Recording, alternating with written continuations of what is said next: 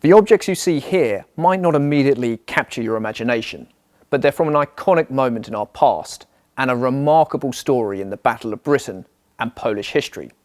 They've also since been immortalised within British cinema. The wreckage and engine were from a Messerschmitt 110C, which would have been part of the heavy fighter unit Gestora Geschwader 76, based at Abbeville. That aircraft would have carried a two-tone green upper camouflage pattern and been painted with a shark mouth nose art. It would have looked a fearsome aircraft. It also would have had 3 victory bars painted upon it, because the pilot who had flown the aircraft in the Battle of France had already achieved combat success. The Messerschmitt 110 is often regarded as a fairly ineffectual aircraft within the Battle of Britain.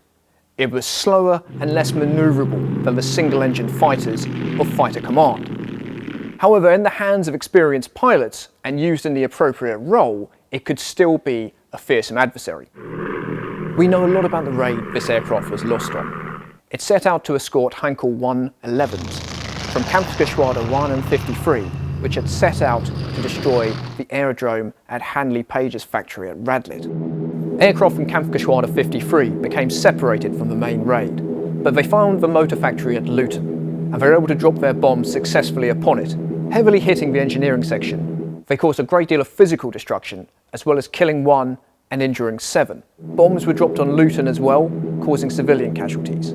But this is just the prologue to this aircraft story. This 110 was shot down by the 32-year-old Ludwik Paszkiewicz, flying an almost brand new Hawker Hurricane Mark I from Norfolk Airfield. Paszkiewicz was flying with number 303 Polish Squadron, and he went up against a 110 flown by Oberfeldwebel Antony, who threw his aircraft around the sky in a desperate evasive manoeuvre to escape being shot down. Paszkiewicz scored hits on the starboard engine and fuselage of Antony's aircraft, and in a last-ditch attempt to save his rear gunner, Antony inverted his aircraft and opened the canopy.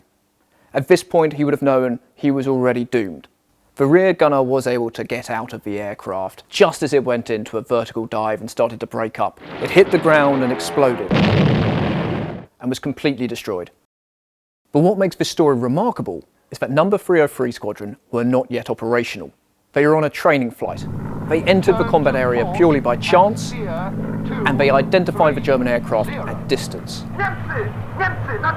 And despite efforts by their squadron leader to get them to navigate away from the combat zone, they engaged the German aircraft and secured their first victory. This inspired the scene in the 1969 film Battle of Britain, in which the Polish pilots asked their squadron leader to repeat please as they engage in combat. T5, what's that?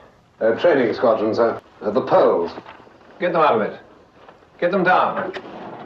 Black Hawk leader to A flight, turn to port and steer 230. Repeat, please. I say again, 230. Repeat, please. For crying out loud. Oh, God's truth. But more importantly, the success on the 30th of August validated the claims of the Polish pilots that they were ready to enter into the Battle of Britain. And on the 31st of August, to their great joy, their squadron was declared operational. The entry of the Polish pilots into the Battle of Britain provided the RAF with a key source of experienced aircrew at exactly the moment when its own resources were under a considerable stretch because of a lack of trained pilots. This was the first of 6 kills made by Paszkiewicz.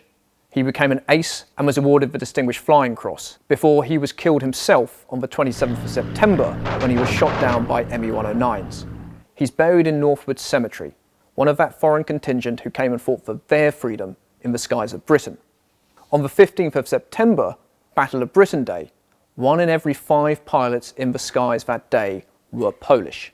They were part of a few, and you can find out more about their amazing stories, along with others from the Battle of Britain, at the Royal Air Force Museum.